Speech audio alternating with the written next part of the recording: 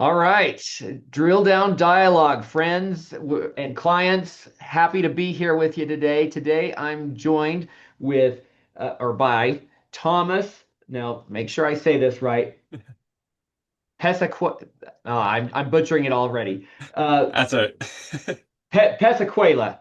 Is that Passalacqua. Pesalacqua? Oh, I'm so sorry. Yes.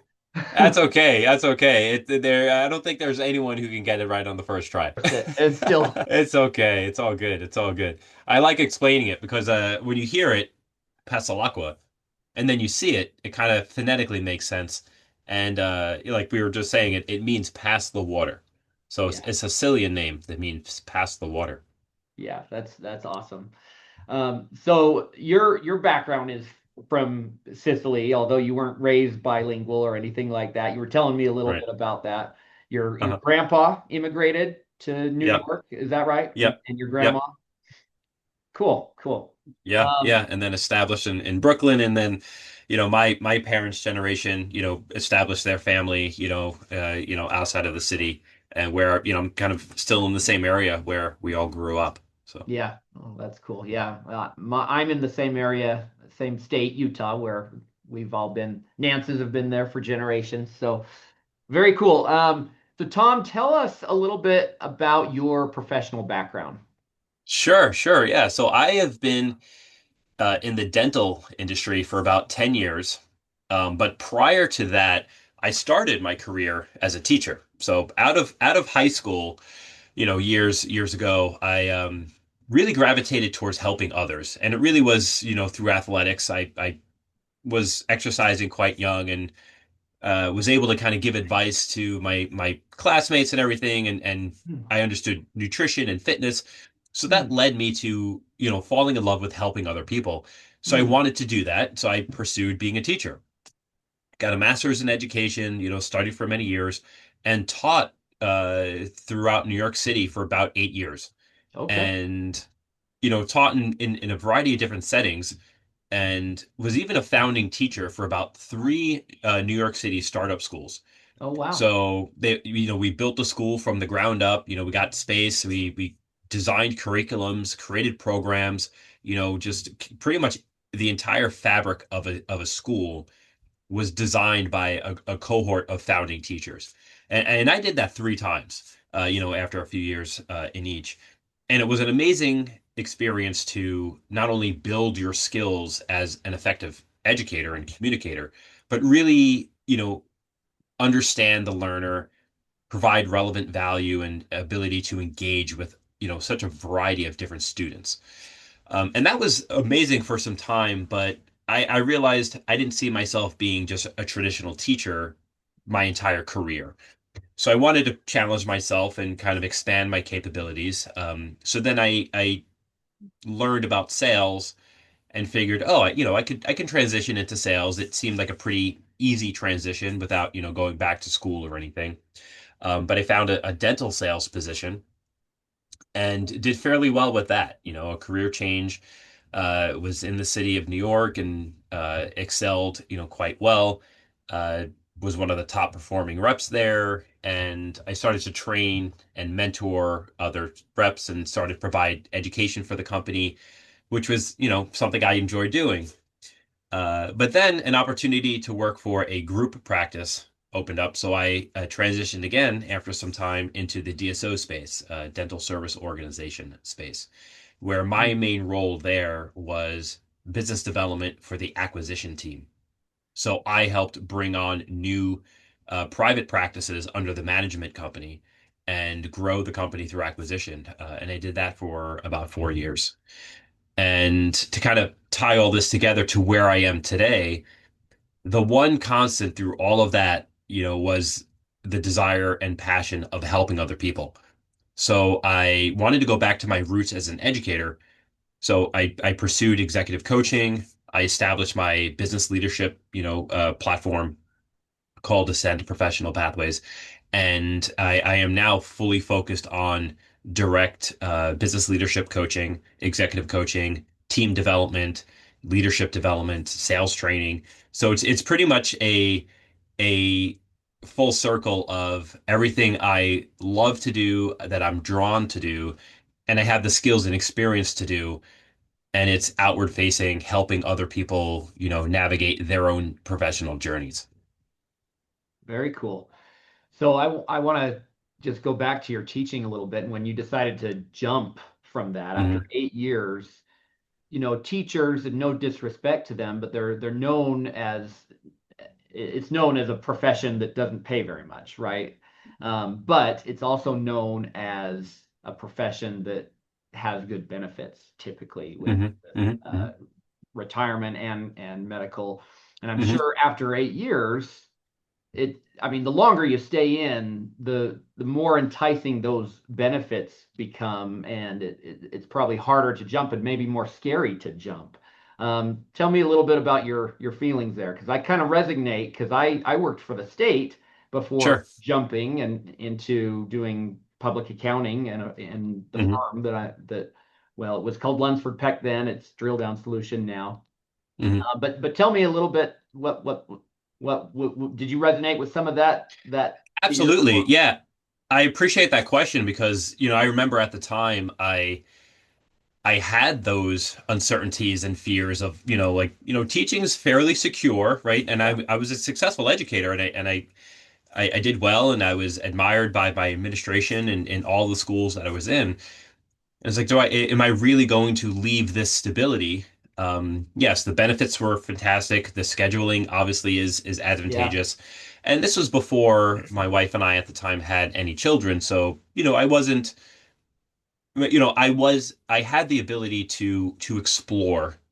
And yeah, I, sure, always could come back if the risk, didn't work out. But um, yeah, I think as if you're raising a family, the schedule is great, the stability is great, the benefits are fantastic. But yes, I definitely, struggled for a little bit deciding, and then during the transition of kind of second guessing. But once I hit my stride as a sales professional, I followed that internal compass again, saying, okay, I'm meant for more. I love helping people. I'm finding that fulfillment.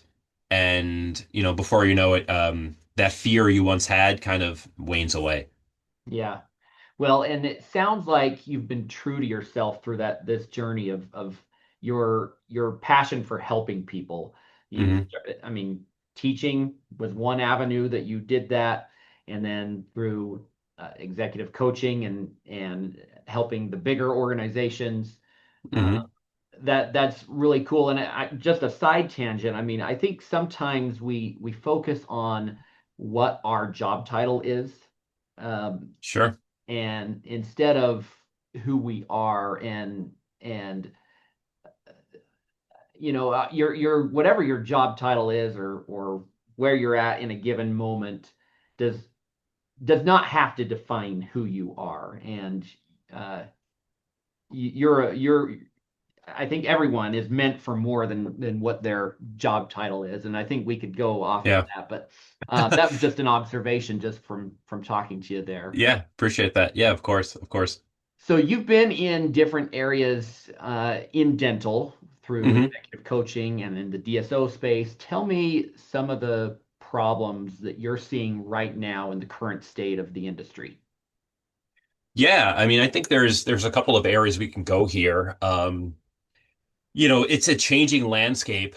So if you would just, stay high level for a moment, like obviously the market has shifted in the last couple of years as far as pricing, wages, retention, operating costs. Just, I mean, there's a ton of challenges here. Now that we're a few years post COVID, there's some settling, and Hmm. it's definitely a challenging market financially.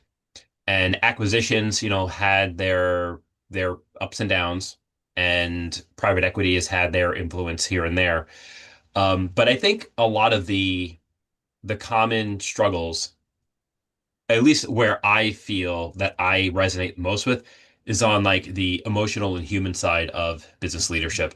Mm, So regardless if you're in the DSO space or you're running a practice and a team, there's pressures and there's, contention in a lot of aspects in the industry. And it's how you navigate. those challenges, what your perspective is, how you're making decisions, how you are responding emotionally to all of that we can't control can dictate how successful we are or are not. And that's a lot of the work that I do with the clients and the individuals I engage with is more on how do we process and stay sharp and navigate all of this change and stress and overwhelm or dynamics we can't control. And you can have the same situation and respond to it differently and get different results. Mm, So my main role as a coach in the dental space is enabling someone to stay sharp, see their true vision and their goals, and figure ways to best achieve them. And it comes with a lot of deep work, but I think that's pretty common with any dental professional, privately, DSO, leadership, in a practice, team leader or associate or something. We're all dealing with, some level of stress that we can better navigate. yeah, yeah. Um, so do you work with DSOs and private practices? I work generally in the industry. I'm not specific to any one type of professional. I do work with some clinicians on their just business leadership. I Yeah, do work with industry professionals on their own businesses. I work with some people outside of dental.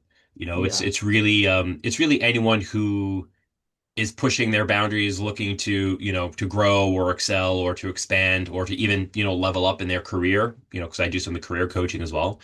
The drive is there. They just might not have the clarity yet, or they okay. need they need someone to keep them accountable because they're running 100 miles a minute, or they Yeah, need someone to strategize and make good decisions, or to best operate at their best capabilities. So, yeah. So let's go back to the stresses that business leaders have. And that's, if you're a solo dentist, solo owner dentist, you've got, there's financial stress, uh, mhm, depending on where you're at with the practice and, how profitable you are and how much debt you have. Of course, that goes along with that. Retaining talent, and hiring and all those stresses go into if you're the owner and all that's falling on you and there's no one else to really bounce ideas off of or mhm, uh, commiserate with other than maybe your spouse. And then for the bigger organizations, they've got all those same problems too, magnified at a bigger level. They may not, some middle manager or higher level manager, they may not be feeling the same personal stress that you would for your own business, but you've got maybe a higher up breathing down your neck, or you're competing against other people in the organization. Maybe there's a bonus on the line, um, mhm. or other. Talk about the differences in the stresses that you're addressing in the Yeah. different types of organizations that you work with. Yeah, so you bring up a couple good points there of, just what leaders or professionals are navigating, what different types of stressors, where they're coming from. There's only so much in your control. So we focus on, okay, what can we actually manipulate? What can we influence? There's certain things you can directly influence. There's certain things you cannot. Most oftentimes, you can influence how you're responding, how you're perceiving things, how you are making decisions, how you are embodying that stress, or how you are being resilient to it.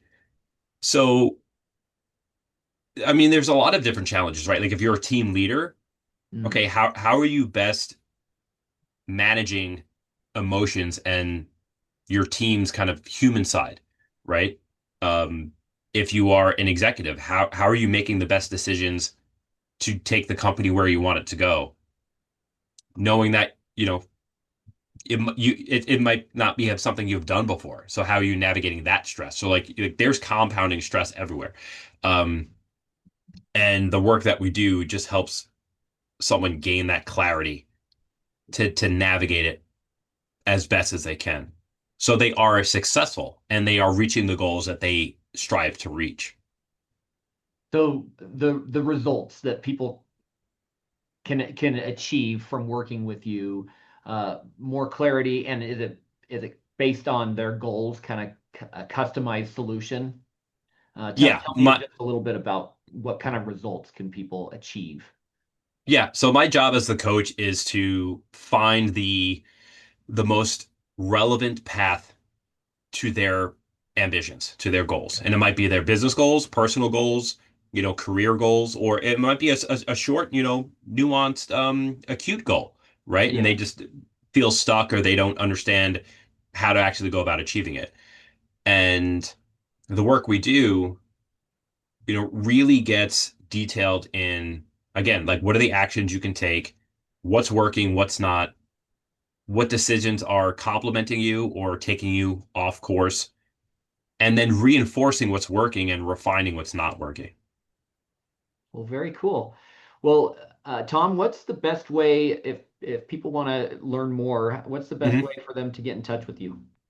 Yeah, generally two ways. My LinkedIn is a great resource. I'm fairly active on LinkedIn, so we'll share my link. You can reach out to me, send me a message on LinkedIn, or my website, ascendpropathways.com. There's a lot of information there, both on coaching and leadership development and some other things that I do. There's a message board there. You can reach out to me there, or my email, thomas@ascendpropathways.com. Excellent. Well, it's been an absolute pleasure talking with you and learning about what you do and who you are. So thank you very much. Of course, Stephen. Great to be here. Thanks so much.